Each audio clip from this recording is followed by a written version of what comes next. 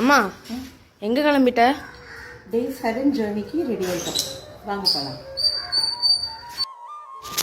Hello all, இப்படி நம்ம எனர்ஜெட்டிக்காக கிளம்பி போன இடம் தான் குரோம்பேட்டில் இருக்கிற குமரன்குன்றம் கோயில். Welcome to day 7 of my 30 days 30 temples journey. Busy city லைஃப்க்கு நடுவில் ஒரு அழகான மலை, அது மேலே செம்ம அழகான ஒரு முருகன் கோயில். அதுதாங்க நம்ம குரோம்பேட் ஹஸ்தினாபுரமில் இருக்கிற குமரன்குன்றம் கோயில். ஒரு பிஸியான ரோடு, அதில் ஒரு மலை, அங்கே ஒரு கோவில் இருக்குதுன்னு சொன்னால் யாருமே நம்ப மாட்டாங்க. டெஃபினட்டாக இது ஒரு ஹிடன் ஜெம்முன்னே சொல்லலாம்.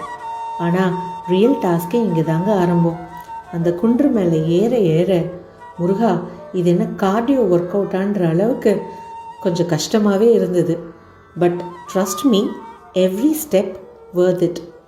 மேலே போய் பார்த்தா தான் தெரிஞ்சுது, செம்ம பியூட்டிஃபுல்லாக கன்ஸ்ட்ரக்ட் பண்ண ஒரு கோவில். இவ்வளோ தூரம் முருகர் கோயிலுக்கு வந்துட்டு வெத்தலை தீபம் ஏற்றலைன்னா எப்படிங்க? இன்னையோட ஜேர்னியை இதுவும் ரொம்ப ஸ்பெஷல் ஆக்கிச்சு. ஏன்னா இன்றைக்கி சஷ்டி. மூச்சு வாங்க வாங்க படி ஏறி மேலே போய் இந்த சிட்டியோட அழகை ரசித்ததில் டைம் போனதே தெரியலங்க. அத்தனை அமைதியாக இருந்தது அந்த இடத்துல. மேலே இருந்து சிட்டியை பார்க்குறப்போ இவ்வளோ அழகான ஊரா அப்படின்ற அளவுக்கு இருந்துச்சு. சொல்ல வார்த்தைகளே இல்லை. கோயிலோட ஆர்கிடெக்சரல் ஒர்க் வேறு லெவலுங்க. மோஸ்ட் இன்ட்ரெஸ்டிங்கான விஷயம் ஒன்று காட்டட்டுமா? டெம்பிளில் ஈஸ்ட் அண்ட் வெஸ்ட் சைடில் ஸ்பெஷல் ஓப்பனிங் இருக்குது. ஸோ சன்ரைஸ் அண்ட் சன்செட்டை லைட்டை டைரெக்டாக உள்ளே வர மாதிரி நான் அந்த வியூ காட்டியிருக்கேன் பாருங்கள். மார்னிங் சன்ரைஸ், ஈவினிங் சன்செட் ரெண்டுமே டெம்பிளோட எனர்ஜியை நெக்ஸ்ட் லெவலுக்கு கொண்டு போகுதுங்க.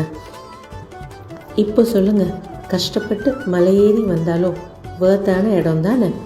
கண்டிப்பாக மஸ்ட் விசிட் டெம்பிளில் இந்த ஒரு டெம்பிளை இன்க்ளூட் பண்ணிக்கோங்க. இதே மாதிரியே டே 8 ஜேர்னியை இன்னும் ஸ்பெஷல் ஆக்கிறதுக்கு என்ன ஃபாலோ பண்ணிக்கோங்க. Stay tune. see you. bye bye. Day 7 journey எப்படி இருந்துச்சு? அமோகமாக இருந்தது. வேலை செஞ்சு படியேறி முருகனை தரிசிச்சிட்டோம்.